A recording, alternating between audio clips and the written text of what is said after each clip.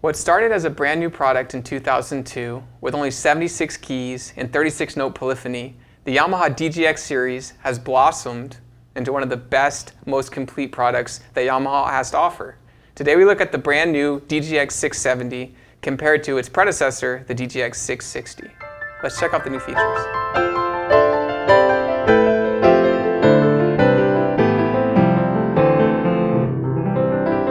Hi, this is Ted with Alamo Music Center in downtown San Antonio, Texas. I'm Patrick Marr. You can find us online at alamomusic.com.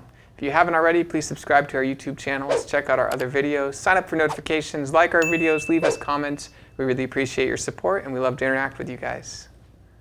Well, Ted, the DGX series. It's a great series. People love this series. I am completely serious when I say this is a great complete package for the novice musician or an intermediate musician. It's the easiest one in the world to sell. It is. It's almost too good. Too easy. Too good, too easy to sell. It's a great, and I feel like Yamaha really kind of took this next DGX-670 to, they raised the bar on what was already a very complete product. But also took something away that made it less complete. They did. Which is interesting. So like I said, the DGX series has been around since 2002. Started off as, a portable idea of, like let's have the stand and let's have some good piano sounds on it and make it with our styles, so people can eventually learn the Yamaha system and graduate into buying a Clavinova with styles, with sounds, with orchestration, with and it had the music notes on it, on the staff, it's very cool because it kind of takes a lot of that educational stuff from the PSR series, and the little screen display and a lot of the different voices, and it kind of expands it into 88 keys. You have a mic input on these now. Has the stand traditionally. It's one feature I've never talked about that it's been on the last couple of models. And it is this one button that just says score. And what that allows you to do is when you're making a MIDI file, is you can put your song as a MIDI file onto the thumb drive. But more importantly, you can go and print the sheet music after that. And yeah, you can do that on a lot of the others, but this one actually allows you to watch it play, just like it does on a Clavinova. And to have that kind of feature on a product that's not really overly expensive is kind of, because when you look at the other keyboards that have the scoring function on it, they're expensive. Yeah. They're pricier. And then when they first added the microphone, I think 660 was the first one that they added the microphone on.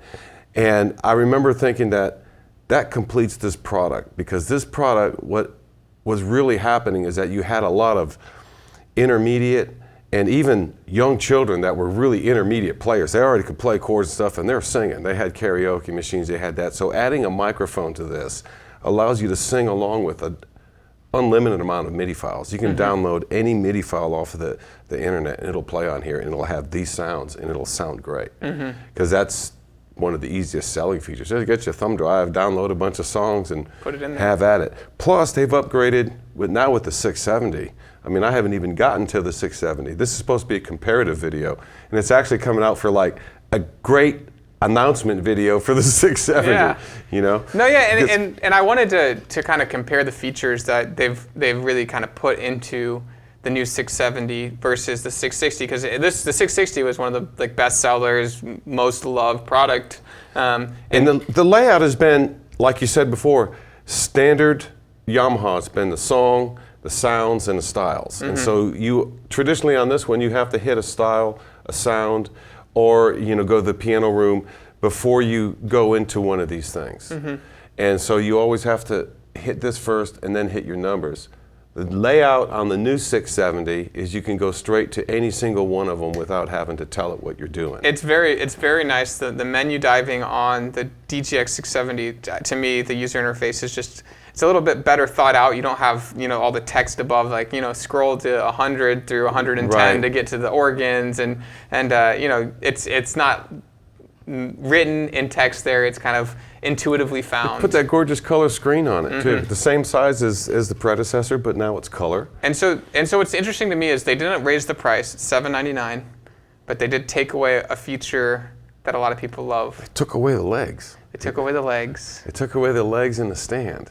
Yeah. And you talk about a complete instrument. It is a complete instrument. But for the full manufacturer's list price, you can get a stand, a microphone, and a mic cable, and a stand. Oh yeah. Well, and then get you a bench with it. It's just interesting to me though that they poured in a whole bunch of new cool things. One of them being Bluetooth audio, so you're able now to hook up your phone to this and play, any song off of Spotify or Apple Music, and it's going to play through the speaker system. So you can jam with it. And you can jam with it. You can add drums to it. You can have some fun with it. It's a lot of fun. And so that's an amazing feature. They added a beautiful color screen and kind of the layout of the Clavinovas, especially that CVP line that a lot of people love that have, the screen on it. Screen in the middle.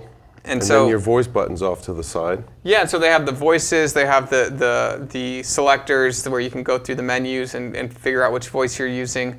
One of the things I really do like that they upgraded was the sample.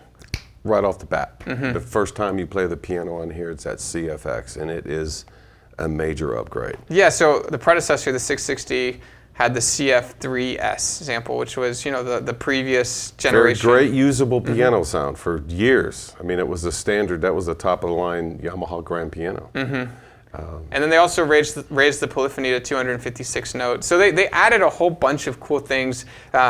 A lot of the little small things that they added that I think only a fraction of people will ever discover or interact with. Or they added accent features. So when you record something, it will add accents into the music when you're recording, or unison. So it does it in the piano room too. If you set up an accompaniment with a style, and when you play with more force, you get the horns kick in louder and the strings and stuff. Yeah, and it will play. So that's the smart style mode. Whatever they call it. Yeah. And then they also have the unison. So if you record and you kick on the unison mode, it will add strings as a Fattens unison. up your melody, a top note or something. Yeah, it will unison with different instruments and kind of expand what you're playing. No, on. I'm not 100% sure, but this one always had a recording feature in it. But to my knowledge, it was 6 channels? No, 16. It's 16? Yeah, there's 16. I know the 670 has 16. Yeah, so they both have that 16-track recorder. Okay. And so it kind of it's like a Clavinova Lite. Is how I think of it. It has a lot of the meat of a Clavinova, and they've actually poured a little bit more with the voicing and the layout and the styles on the new 670. They actually, in their marketing, say, hey, we took things from the CVP 701 and we moved it here into the DGX-670 because we really want to expand this. We want people to be familiar with it, so that one day hopefully they'll upgrade and get the the really nice CVP series.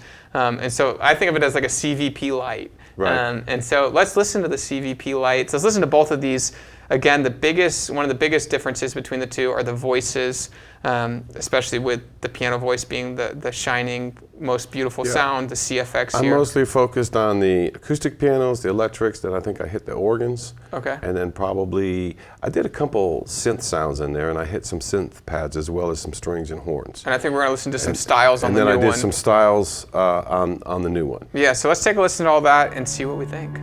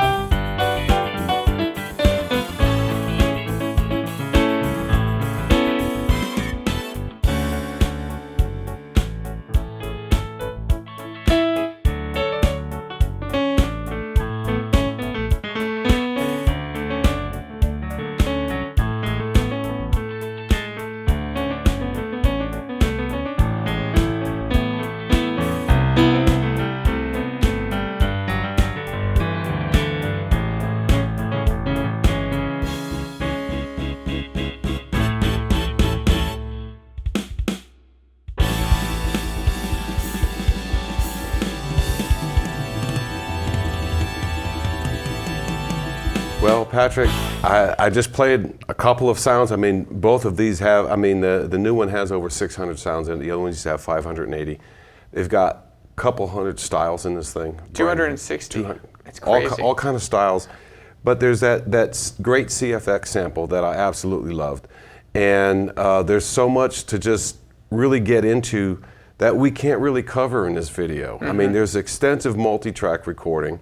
And I wanted to mention that you can plug in a microphone and sing through it, but it doesn't have any effects, at least not with this model. Maybe in the future they will, but some of the Clavinovas have a complete bank of onboard effects. You can do harmonies. All kind of harmonies. You can pick your harmonies. You can sound. You can basically. They have one where it sounds like you're like a very bass man. Oh yeah, you're like Barry White voice. Yeah. And my favorite on there was always the one called Lisa and Tina, and they were styled after those two chicks that used to sing backup for Prince back in the 80s. Oh wow! Yeah. And so that's a really great. When you sing lead through that, it sounds like you have these. That's on the CVP series. That's on the CVP series, but this is still an all-around great instrument. And with the styles, and what they don't mention is you have 262 new styles, but each one of those has 4 different parts. There's an A, B, C, and D, and there's a break button. And I've done that in some of the demos. Hopefully you can see it, where this is going to be simple. You can also have an introduction. So you have an intro, then a basic beat, then it gets busier, busier, and busier. And then you can break it down and go back to any one of these. And with the new one too, they have that adaptive, is what they call it, adaptive playing or the simple playing. And so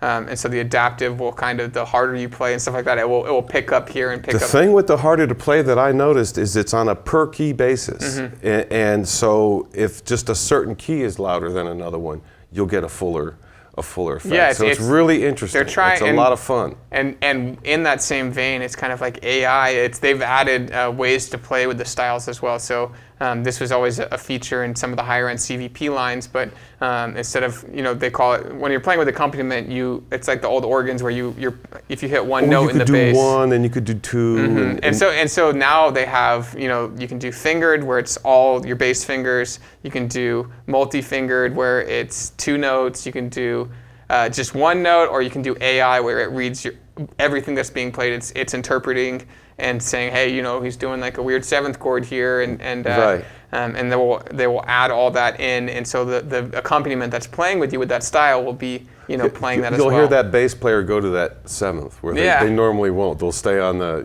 the root or the 5th or something. And so it's just, they're trying to make this, I think, an instrument that draws people into music. And so it's not going to be the best sounding piano. It's not going to be the best playing action, but it's also not the most expensive. Boy. It's not the most, and so it's an incredible instrument. For the price, it has got to be the most expressive in the right hands, particularly with the younger generation. There's so much stuff for them to absolutely love in here. Yeah, I think they created this product with, hey, kids who have a Clavinova in the home, kids who have a digital piano in the home are more likely to stick with music because they can play drums, they can play bass, they can play strings, they can play saxophone, they can play guitar. They can put their own songs together. They can put their own songs, they can hit score, they can print it out, mom can put it on the fridge for them. I mean, it really allows someone to create, whereas sometimes another instrument would kind of be frustrating or not be as fun to play.